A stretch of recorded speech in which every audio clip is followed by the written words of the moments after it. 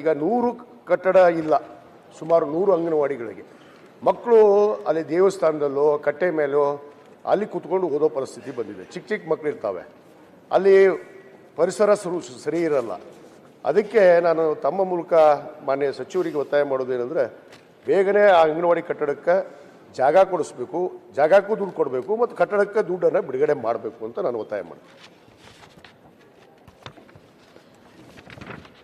2.5 ವರ್ಷದಲ್ಲಿ ಬಹಳಷ್ಟು ಅಂಗನವಾಡಿ ಕಟ್ಟಡಗಳನ್ನು ನಾವು ಪ್ರಾರಂಭ ಮಾಡಿದ್ವಿ ಮತ್ತು ಮುಗಿಸಿದ್ವಿ. ಹಳೆ ಪೀರಿಯಡ್ನಲ್ಲಿ ಏನು ಕುಂಠಿತವಾಗಿ ಸಾಗ್ತಾ ಇತ್ತು ಅಂಗನವಾಡಿ ಕಟ್ಟಡಗಳನ್ನ ಅವನ್ನೆಲ್ಲ ಭಾಳಷ್ಟು ಕ್ಲಿಯರ್ ಕೂಡ ಇಲ್ಲಿವರೆಗೆ ಮಾಡಿಸಿದ್ದೇವೆ. 2023-24ರಲ್ಲಿ ಭಾಳಷ್ಟು ಅಂಗನವಾಡಿ ಕಟ್ಟಡಗಳನ್ನು ಕೊಟ್ವಿ. ಅದು 24-25ರಲ್ಲಿ ಸ್ವಲ್ಪ ಕಡಿಮೆ ಆಗಿದೆ. ಅವರು ಹೇಳಿದ ಹಾಗೆ ನಿವೇಶನ 100 ಅಂಗನವಾಡಿ ಕೇಂದ್ರಗಳು ಬಾಡಿಗೆ ಕಟ್ಟಡದಲ್ಲಿ ನಡೀತಾ ಇದ್ದಾವೆ ಮತ್ತು ಸ್ವಂತ ನಿವೇಶನಕ್ಕೆ ಹಣನೂ ಕೊಡಬೇಕು ಮತ್ತು ಕಟ್ಟಡ ಕಟ್ಟಲಿಕ್ಕೆ ಹಣನೂ ಬಿಡುಗಡೆ ಮಾಡಬೇಕು ಅಂತ ಹೇಳ್ತಾರೆ. ತಮ್ಮ ಗಮನಕ್ಕೆ ತಮ್ಮ ಮುಖಾಂತರ ಅವ್ರಿಗೆ ಹೇಳಲಿಕ್ಕೆ ಬಯಸ್ತೇನೆ, ನಾವು ಏನು ಹಳ್ಳಿಗಳಲ್ಲಿ ನಿವೇಶನವನ್ನು ಕೊಡಬೇಕು, ನಮಗೆ ರೆವಿನ್ಯೂ ಡಿಪಾರ್ಟ್ಮೆಂಟ್ಗೂ ಬರೆದಿದ್ದೀವಿ ಮತ್ತು ಸಂಬಂಧಪಟ್ಟಂತೆ ಎಲ್ಲ ಜಿಲ್ಲಾಧಿಕಾರಿಗಳಿಗೆ ಈಗಾಗಲೇ ಪತ್ರವನ್ನು ಬರೆದಿದ್ದೀವಿ. 2-3 ಸರಿ ವಿಡಿಯೋ ಕಾನ್ಫರೆನ್ಸ್ ಮಾಡಿ ಬಹಳಷ್ಟು ಜಿಲ್ಲಾಧಿಕಾರಿಗಳು ಇಂಟ್ರೆಸ್ಟ್ ತೆಗೆದುಕೊಂಡು ನಮ್ಮ ಅಂಗನವಾಡಿ ಕಟ್ಟಡಕ್ಕೆ ನಿವೇಶನಗಳನ್ನು ಈಗಾಗಲೇ ಮಂಜೂರು ಮಾಡಿದ್ದಾರೆ.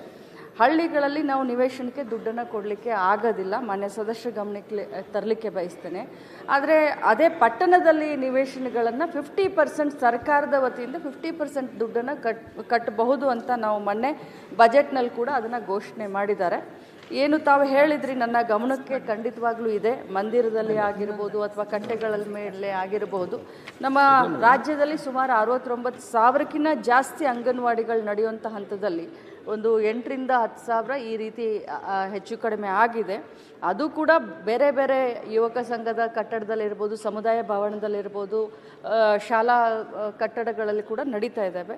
ಇನ್ನು 3,500 ಕಟ್ಟಡಗಳು ಬಾಡಿಗೆ ಕಟ್ಟಡದಲ್ಲಿದ್ದಾವೆ, 3,500 ಅಂಗನವಾಡಿಗಳು. ಅವನು ಕೂಡ ಆದಷ್ಟು ಬೇಗ ತಾವು ಹೇಳಿದ ಹಾಗೆ ನಿವೇಶನದ ಲಭ್ಯತೆಯನ್ನು ನೋಡಿಕೊಂಡು ಆದಷ್ಟು ಬೇಗ ಕಟ್ಟಡ ಕಟ್ಟಲಿಕ್ಕೆ ನಾನು ಹಣವನ್ನು ಬಿಡುಗಡೆ ಮಾಡ್ತೀನಿ. ಈಗ ಕೆಲವಷ್ಟು ಈಗಾಗಲೇ ನಾವು ಗ್ರಾಮೀಣ ಮಟ್ಟದಲ್ಲಿ ಕೆಲವಷ್ಟು ಜಾಗೆಯನ್ನು ಹುಡುಕಿ ನಾವು ಈಗಾಗಲೇ ಪ್ರಸ್ತಾವನೆ ಸಲ್ಲಿಸಿದ್ದೀವಿ. ತಮಗೂ ಕೂಡ ನಾನು ಪತ್ರ ಕೊಟ್ಟಿದ್ದೀನಿ.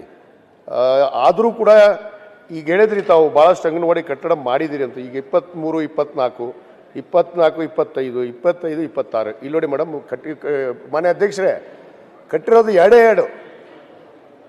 ಎರಡೇ ಕಟ್ಟಡಗಳಾಗಿದ್ದಾವೆ. ಅದಕ್ಕೆ ದಯವಿಟ್ಟು ನೀವೀಗ ಪ್ರಸ್ತಾವನೆ ಸಲ್ಲಿಸಿದಿರಿ, ಸರ್ಕಾರಕ್ಕೆ ಬಿಡುಗಡೆ ಮಾಡ್ತಾರೆ ಬಜೆಟಲ್ಲಿ ಅಂತ ಹೇಳ್ತೀರಿ ಮೇಡಮ್. ಆದರೆ ದಯವಿಟ್ಟು ಬೇಗನೆ, ಯಾಕಂದರೆ ಮಕ್ಕಳು ಹೊರಗಡೆ ಇದ್ದಾರೆ, ಹೊರಗಡೆ ಕೂತ್ಕೊಂಡು ಓದ್ತಾರೆ, ಬಿಸಿಲಿರುತ್ತೆ.